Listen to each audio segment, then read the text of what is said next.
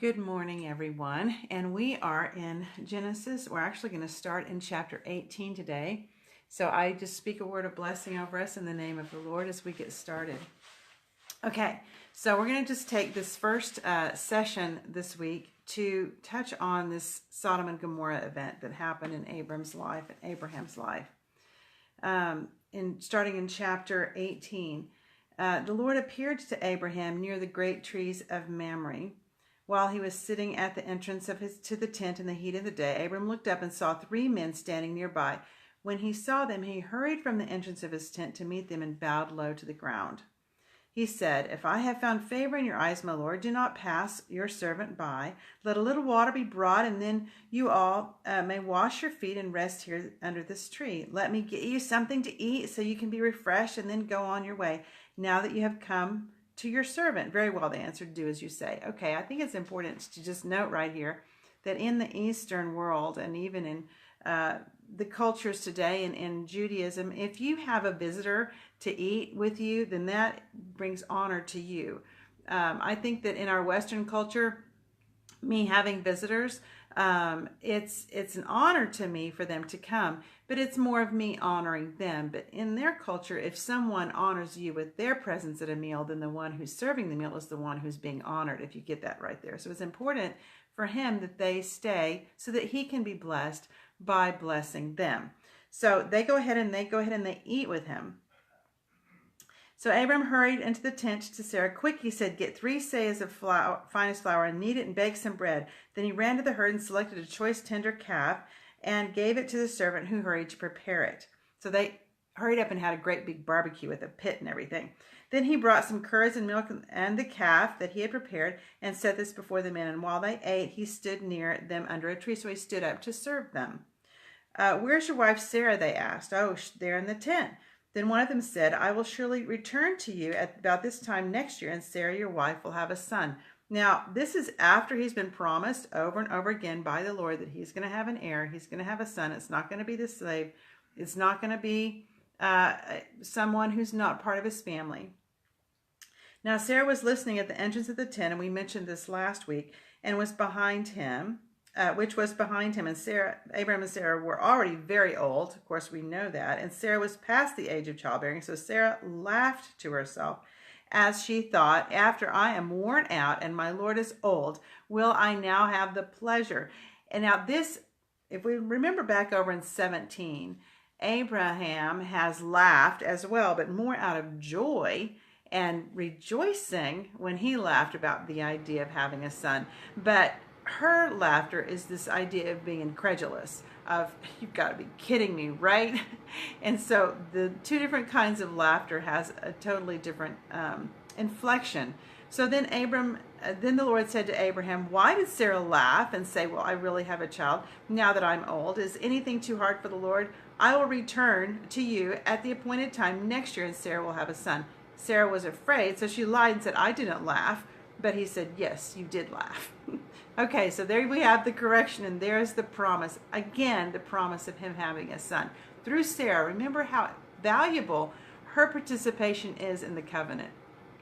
I love that. So let's go ahead and let's get on to this whole Sodom and Gomorrah episode. When the men got up to leave, they looked down towards Sodom, and Abraham walked along with them to see them on their way. And then the Lord said, "Shall I hide from Abraham what I am about to do? And Abraham will surely become a great, powerful nation. All the nations on earth will be blessed through him. For I have chosen him so that he will direct his children and his household after him to keep the way of the Lord by doing what is right and just, so that the Lord will bring about for Abraham what he has promised him." So then the Lord said, the outcry against Sodom and Gomorrah is so great. So here we have the blessing of the Lord flowing out to Abraham, and then this outcry against Sodom and Gomorrah. And their sin is so grievous that I will go down and see if what they have done is as bad as the outcry has reached me. If not, I will know. Then the men turned away and went towards Sodom, and Abraham remained standing before the Lord. Then Abraham approached him and said, "Will you sweep away the righteous with the wicked?" So now, I want us to remember that this whole episode with Sodom and Gomorrah it's about Sodom and Gomorrah, but we always make it about that. But also we have to look at the relationship between Abraham and God. And this whole story, excuse me, about Abraham is about this growing relationship between God and this chosen man of his and this chosen people. And so whenever we see this conversation between God and Abraham concerning Sodom and Gomorrah, and Abraham begins to plead for her and says, okay, Lord, are you going to judge everyone and sweep them all away? If there are 50 righteous people, will you destroy the entire area? And the Lord says, okay, no, I won't for 50. And then Abraham begins to talk to the Lord, and he reasons with him and says, well, what about if there's a little bit less? How about 45?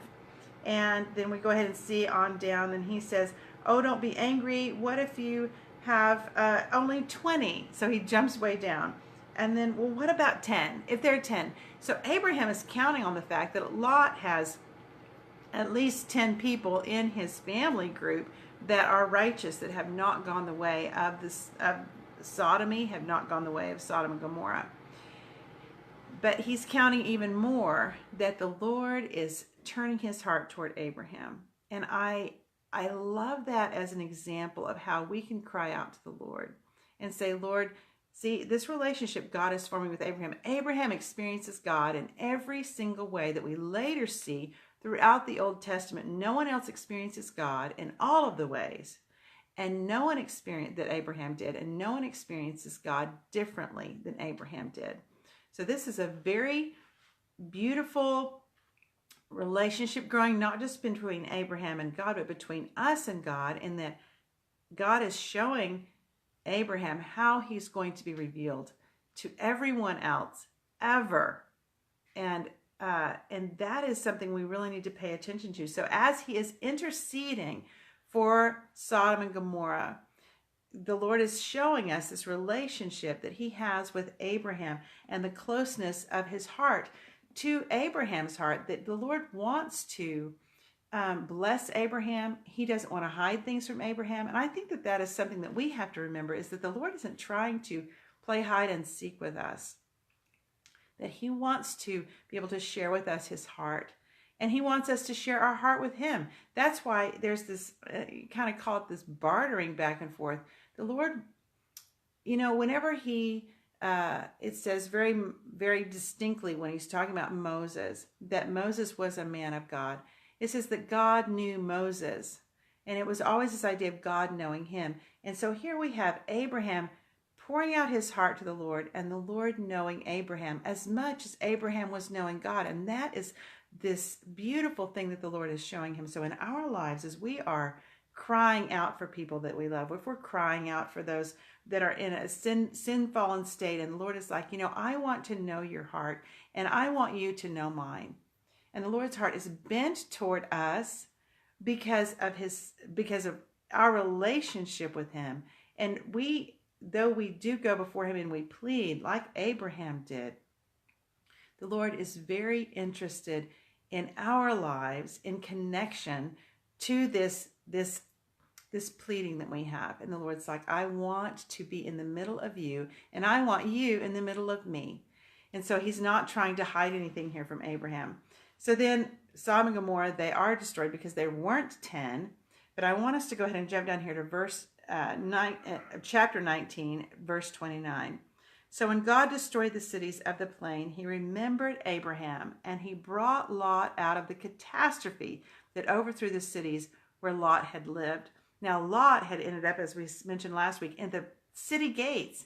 So he was in the throes of leadership in this area, but the Lord remembered Abraham and brought Lot out of the catastrophe. And I love this intercession that Abraham has here. And the Lord shows us through Abraham how we can intercede for those. Does that mean that terrible things aren't going to end up happening? Sodom and Gomorrah was destroyed, but Lot was rescued from the catastrophe because the Lord loved Abraham. And so as we're interceding, we can take Abraham's lead and say, you know what, Lord, please bring those that I love out of catastrophe, because you love me and I love you, and you have proven yourself to me that you are reaching out and that you want to know my heart, and I've shared my heart with you. And then the Lord, he rescues and he redeems. Even those that may not, well, did Lot deserve to be rescued? Later on, the New Testament says he was righteous and his heart was broken over Sodom and Gomorrah, even before they were destroyed. So we don't know Lot's heart, but we do know the relationship between God and Abraham. And that's the kind of relationship the Lord has created for us. And we're going to get on into that here in a few minutes. And so next time, we're going to go ahead and jump into chapter 20, and I'll see you then.